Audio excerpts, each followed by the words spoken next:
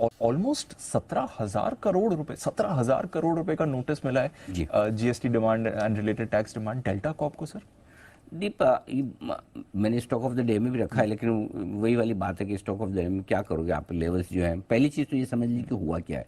GST department ने delta Corp और इसकी सब्सिडरी कंपनियों को एक टैक्स नोटिस थमाया है और इसकी साइज है 16,800 करोड़ की।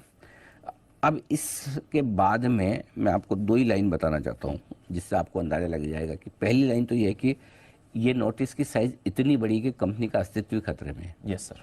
ठीक है, पहली चीज़ ये कि कंपनी का अस्तित्व खतरे में, कंपनी बच भी पाएगी कि नहीं बच पाएगी, पहली चीज़। दूसरी चीज़, हमेशा क्या होता है अगर इस तरह का कोई नोटिस आए, वो लाइन चला दीजिए जो मैंने स्टॉक ऑफ द डे में लिया है। दूसरा ये कि अगर इस तरह के नोटिस की कोई आप अपील करते हैं तो जनरली कानून ये है कि 25% आप पहले भरिए फिर अपील करिए। तो क्या ये 25% भर के अपील कर सकते हैं, कानूनी राय ले सकते हैं, इसमें तो कोई डाउट ही नहीं। कोर्ट में जा सकते हैं, अपील कर सकते हैं, या तो जीएसटी डिपार्टमेंट में ही अपील कर ले या कोर्ट में जाए। तो जाहिर सी बात है जीएसटी डिपार्टमेंट में अपील करनी होगी तो 25% पहले भरना होगा।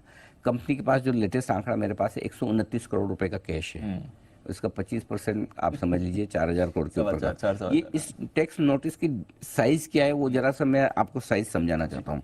इसकी साइज क्या है, पिछले 12 सालों में जितनी आय हुई है, जितनी आय, उसका 2.5 गुना है। पिछले 12 सालों में डेल्टा ने 6,700 करोड़ रुपए की आय की है, प्रॉफिट नहीं आए।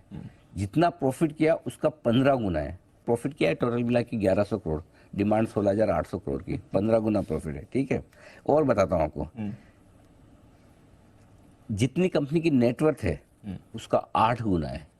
नेटवर्थ का 8 गुना है। ठीक है, जितना मार्केट कैप है उसका 3.5 गुना है। आप सोचिए, मार्केट कैप आपका 4,700 करोड़ का है, नेटवर्थ आपकी 2,220 करोड़ की है, मार्केट कैप का भी 3.5 गुना है।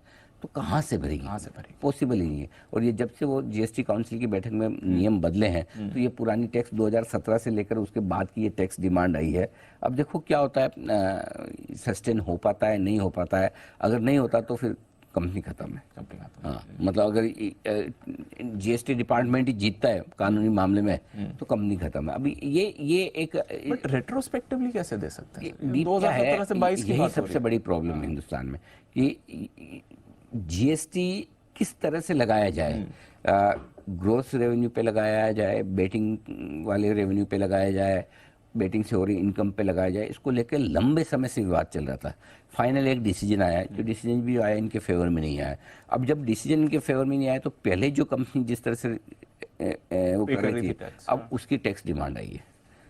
सो अब मतलब दोनों ही तरह से आप कह सकते हैं। एक तरफ से अगर जीएसटी डिपार्टमेंट की तरफ से सोचे, बोले देखिए हम तो पहले से ही सोचते थे कि आपको सब पे पूरे पे लेना चाहिए था, आप ही कम पे ले रहे थे। कंपनी की तरफ से सोचा है तो भाई हम तो इतने सालों से ले रहे थे, तब तक आप क्या कर रहे थे।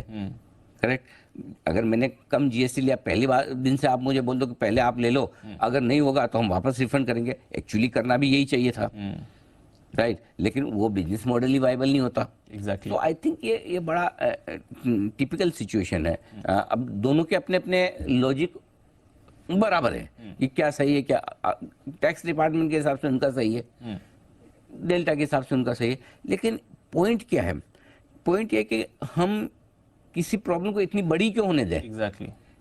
अब इसमें किसी का फायदा नहीं है। एग्जैक्टली। न डेल्टा का फायदा है अगर वो डूब जाएगी तो, न जीएसटी डिपार्टमेंट का फायदा क्योंकि उनको तो टैक्स मिलेगा नहीं। एक इंडस्ट्री खत्म हो जाएगी एक तरह से। इंडस्ट्री खाली डेल्टा, लेकिन डेल्टा सबसे बड़ा है, बाकी गेमिंग को भी, बाकी गेमिंग में असर आ नहीं है तो बाकी गेमिंग कंपनी भी सेंटिमेंटल असर आ जाएगा। सो आई थिंक लर्निंग ये है कि कोई टैक्स डिमांड इतनी बड़ी हो तब तक हम चुप ना बैठे। उससे पहले ही एक्शन, ये दोनों के लिए लेसन है, जीएसटी डिपार्टमेंट के लिए भी है और कंपनी के लिए भी है, क्योंकि दोनों के अपने अपने लॉजिक सही हो सकते हैं और हम जज नहीं है ये करने के लिए। लेकिन अल्टीमेटली प्रॉब्लम तो है ही ना, एक ऐसी सनराइज इंडस्ट्री हो सकती है जो आपका हिंदुस्तान में टूरिज्म बढ़ा सकती है। करेक्ट, और नेचुरली आज कितने लोगों के लिए अट्रैक्शन होता है, हिंदुस्तान के बाहर जाते हैं तो उन्हें कैसीनो पसंद है, और गोवा में आजकल बहुत सारे लोग जाते हैं कैसीनो के लिए भी जाते हैं। तो आई थिंक हमें ये देखना जरूरी है कि कुछ डिसीजन ऐसे ना हो या पॉलिसी में डिले ऐसे ना हो कि कोई इंडस्ट्री ही मर जाए। सो आई थिंक ये बड़ा इशू है, लेट्स सी क्या होता है। फिलहाल मेरा ये मानना है 20% के तो लोअर सर्किट पे खुलेगा, इसलिए मैंने स्टॉप लॉस और टारगेट भी दिए हैं। स्टॉप लॉस इसके बिल्कुल फ्यूचर्स बजवा का लो, बिल्कुल तो बजवा ठीक है, 100 क्या सब तो बजा हुआ है इनका। 177 रुपए का स्टॉप लॉस है। 140 130 140 पे पहला 20% का सर्किट होता है। 20% घट के रुकेगा, 30% किसी को नहीं 40% पता। 50% मुझे नहीं पता, लेकिन बात ये कि मामला बड़ा सीरियस हो गया डेल्टा के लिए। बिल्कुल बहुत सीरियस मामला है और आज इंपॉर्टेंट है। इसके बाद लीगल चैलेंज क्या देती है कंपनी, वो भी आपके लिए इंपॉर्टेंट रहेगा ट्रैक करने के लिए।